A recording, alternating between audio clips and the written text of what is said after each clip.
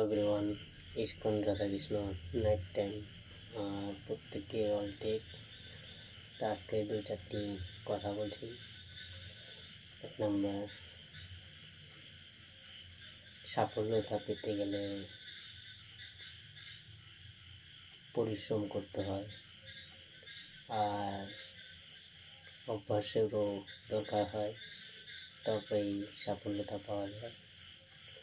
আরেকটা বলছি, সাফল্যতা সহজে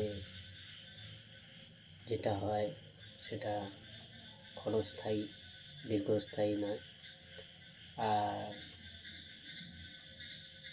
যেটা দীর্ঘস্থায়ী সেই সাফল্যতা পেলে অনেকটা স্ট্রং বা মজবুতি হয়, আর সুখকর এবং ভালো হয়।